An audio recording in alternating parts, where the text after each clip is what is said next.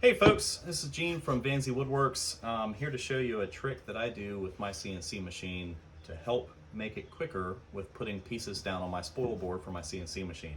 So one of the things I like to do is I like to keep some offcuts of MDF. These offcuts are pretty square, not a whole lot to them, they're just blocks of wood. As you can see, there's a ton of little holes shot through it, and I'll show you how that happens and why that's there. You'll find this to be probably really helpful. So you've probably looked at spoil board videos, you've probably looked at all kinds of stuff about adding T-track and adding all this other features to your board. That's great if that's what you'd like to do. I have no harm or foul with that ideology.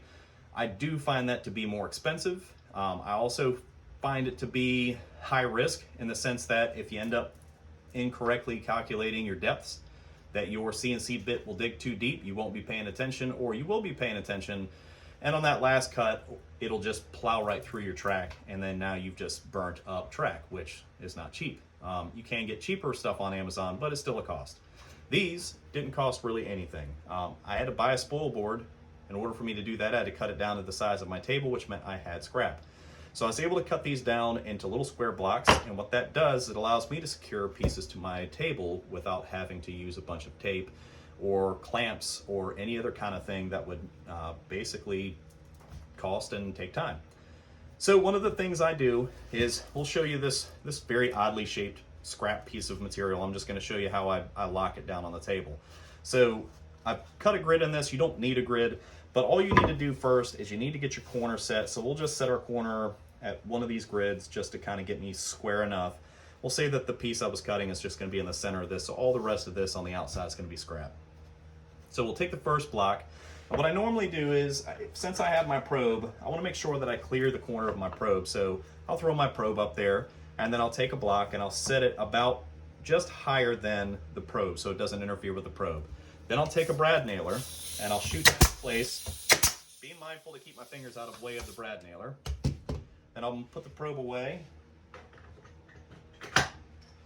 And then what I'll do is I'll make sure that everything's still square. I'll grab another block and I'll put it on the opposite side of that, and I'll pressure this side and shoot a brad nail. Then once that's in there, pressure, brad nail. Now this thing is not going anywhere. So my x-axis is now locked in place. Now we need to secure the y-axis. So I generally will go to the middle of the piece, so that way I'm not too close to the corner. If it is a longer piece, by all means put more than one along the path. But what I'll do is I'll go ahead and slap one up at the top. It doesn't have to be super tight, it just has to be snug against the surface. And then after that, I'll take the next piece and I'll find a point where it's gonna press in nice. We'll push right here. So all I'll do is I'll put a little bit of pressure. Be mindful when you're shooting this, that when you're shooting brad nails, that they will kick out left or right. So try not to turn your gun this way and hold. Turn your gun that way, put some pressure, get it in there, and then lock it in place. All right, so now I'm locked in the X and I'm locked in the Y, and as you can see, and just from the camera shaking, this thing is not going anywhere, all right? Now, it does come out of the hole, but you have to work to get it out of the hole. As you can see, that was super tight. That was actually in there locked in really nice. The beauty in this is if I had repeat cuts and I was using the same size stock of material and I was making multiple items, I don't have to go get more tape.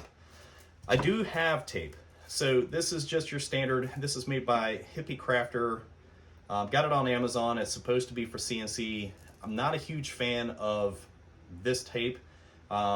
It's okay. It's very narrow, it's 1 inch, but I actually prefer to buy carpet tape. But we all know, if you've done any CNC work, that as soon as you use carpet tape or you use that double-sided tape, that when your bit passes through just slightly and catches that tape, you're gonna gum up the end of your bit. So then you're gonna spend time cleaning your bits. Time is money. So we've got this locked in place. It's not going anywhere. I can repeat the same piece every time because I've got these blocked in place. So once the cut's done and you're ready to take it out, again, if you're gonna repeat it, just pull it out of the piece itself, put the new one in. Let's say you're done at the end of the day. One of these guys right here does all of the work. So you'll slide it up underneath one of your blocks, give it a little pry, take that wide end, stick it underneath, and lift. All right, now this is actually cool because most of the time these come out, they come out with the actual pin still in them, the brad nails. So I'll show you how this works. Because your spoil board is made of MDF and the MDF is soft and it's also pretty resilient, what I do is I keep a set of little channel locks around. And the reason why I do is because it's got this rounded end, I can clamp down on it and then I can rotate the piece out. So these two were left in the spoil board. I'll just give it a little clamp, rotate it out, and now I've got that brad nail out of the way and I can hit the other one and get it out of the way. Now, if I have them in the blocks, do the same thing. You just clamp it and you rotate it. As soon as you do that, you've got that nail out of there and you can now use this block again, over and over and over again. When they get a little furring, and even on your spoil board when you're doing stuff, I'll take a little bit of sandpaper, I'll take my palm sander, and I'll sand those back down flush so it's like this again. So when you put it back down, it's nice and tight to the board. There's no rocking like you would get from this. You can keep a piece of sandpaper like stapled or glued to your front of your area and kind of sand them down too. Both will work.